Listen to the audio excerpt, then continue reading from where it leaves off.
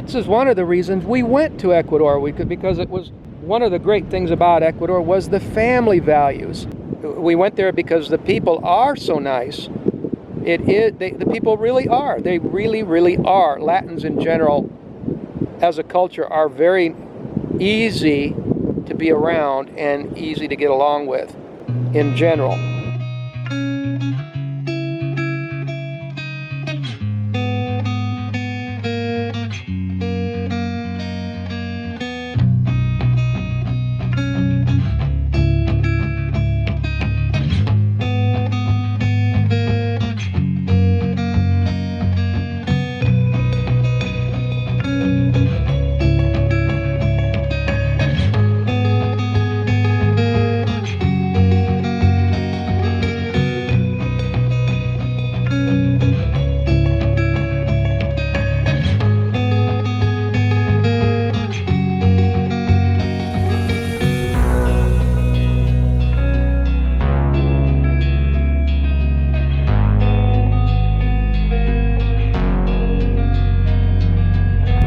Hey there, welcome back. Frank and Angie's Retire Early Lifestyle. We spent 10 years, almost 10 years, living in Ecuador. So I wanted you to know that, because the usual disclaimers that we have to do anytime we make a video like this, which, by the way, we have several videos with this kind of subject that you can look at in our video library.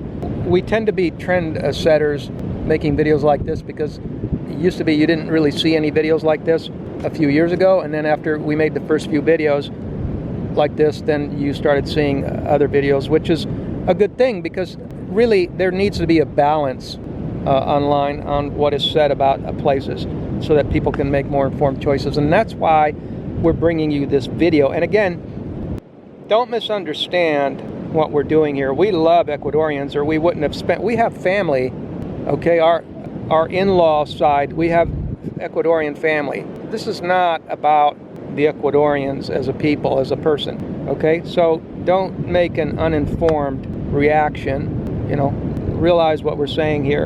And Ecuador has a lot of amazing things going for it too, and we've said in many videos that the potential of Ecuador is so huge. It's just that sometimes in some of these countries they go through periods, well, not just sometimes, a lot of times they go through these periods where inappropriate thinking prevails within a certain segment of the country, and that's exactly what's happening now. All right, so we'll get right into it. One of the things that is really, really, and we're trying not to be like nitpicky and just kind of nitpick at this little thing over here, this little thing over there, What? You're just nitpicking at these little things when there's all these wonderful things. No, these are excruciatingly material issues. In other words, also known as deal breakers. And that is, the country is very fickle. When we first went to Ecuador, it was a great place. We enjoyed everything about it. And the way it was, if it would have just stayed that way, it would have been just fine with us. I'll tell you what happens is a lot of foreigners come in, and everybody's got an opinion on how a country should be run. For some reason, some foreigners seem to think that because they've just moved to a small country, all of a sudden they're going to do this big fish in a small pond thing, and all of a sudden they're going to change the country to the way they think it should be. And it's part of human nature. You see this in ancient scriptures, where when Jesus handed, bestow upon you a kingdom in Luke 22, when he was handing the apostles and everyone that came after them the kingdom of God, the apostles started arguing about what positions they were going to take in that kingdom. So it's human nature. Everybody does it. If the apostles did it, then anybody can do it. So I'm not to say that I'm being judgmental. It's just that it is human nature, and we need to address this issue. It's that everybody comes around and they want to change, and that's exactly what happens. It did happen in many ways in Cuenca. And foreigners tend to have a lot of pull once they become a number, like the snowbirds in America, the winter Texans. Once they became a sizable number, they bring so much pull by bringing in their finances, their money, that they can have meetings with local government, and they can have an influence. That could be a good thing. It can be a very good thing, such as what some of the expats are doing down there in Vilcabamba, if the government would just listen to them, which is one of the things, because I said 3 reasons not to move to Ecuador at this time, because things are always changing, and that was one of the things, is that they're very fickle. They're constantly changing things in a very material way, which is to say that there are Ecuadorians since 2020 that cannot, because they cannot go back. This is Ecuadorians. They cannot go back to their own home country. Ecuador did roll back mandatory jab, but they didn't roll back mandatory jab. You see what I'm saying? They rolled back one mandatory jab, but they didn't roll back another mandatory form of jab. You know, the one up your nose. It doesn't matter. They're all jabs. Some people aren't going to consent to your trespass. You know, there are people that will consent to that trespass. They have a different opinion. They allow it, and they therefore don't consider it a trespass at this time, even though they may change their mind later. And then there are those that just consider it a trespass from the get-go. And a lot of these people are Ecuadorians. And to keep nationals or anyone that has a permanent connection, whether they were born there or are permanent residents like us, that can't go back to the land that they have a permanent status in, and they're being kept away from their families and their grandchildren. This is one of the reasons we went to Ecuador, because it was one of the great things about Ecuador was the family values. One of the great things about Ecuador was that you could bring your adult sons, and they made it easy, which, by the way, they have changed that too, which goes right into the first thing, was that how fickle they are and how much they change everything. And recently they've even changed how much money you got to show. It's like these places that's like they copycat. They should be copycatting the good things. Instead, they end up copying the bad things.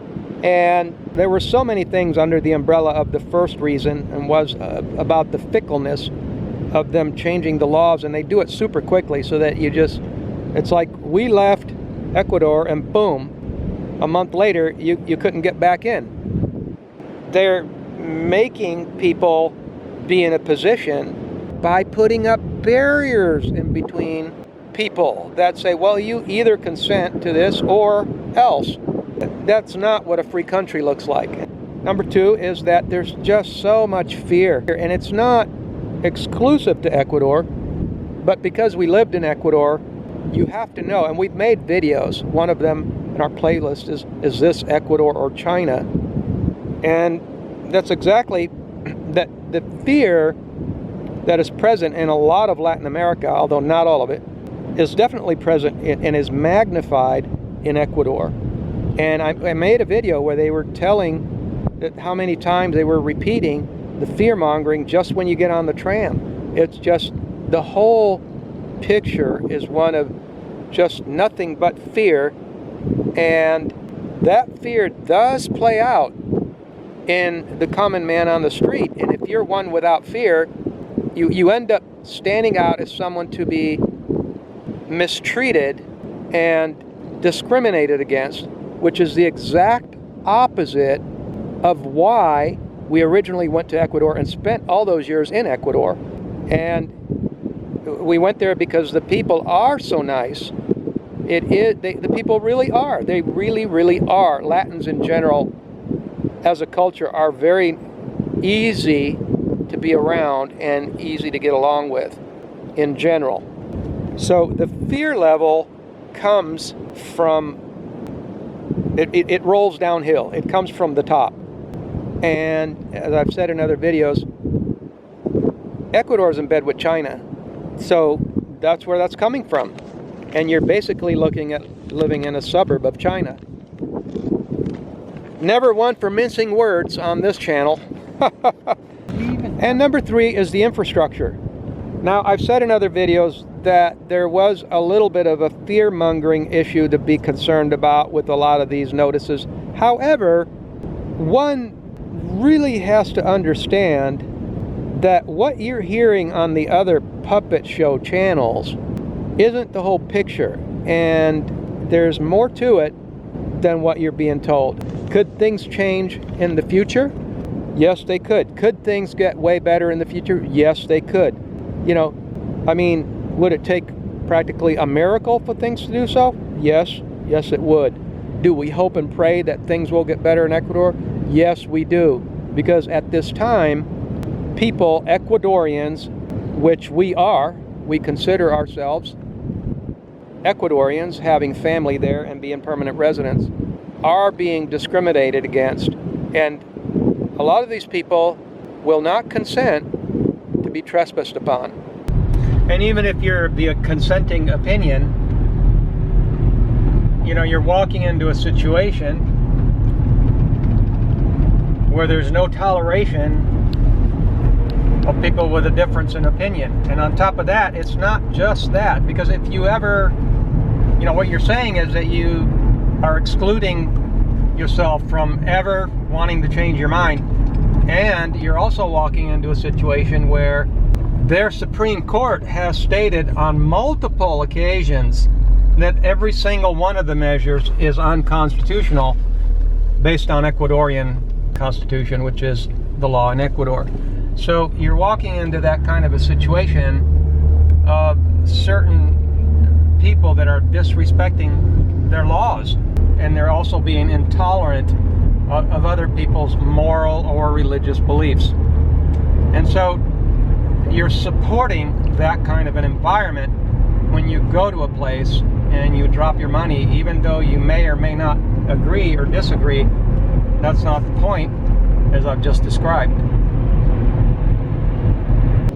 We have to discuss the things as they are and give a voice to those that don't have a voice, and to those people that are suffering the discrimination of the current policies. And these are Ecuadorians that are abroad, that left after last year, after August last year, that are in this camp.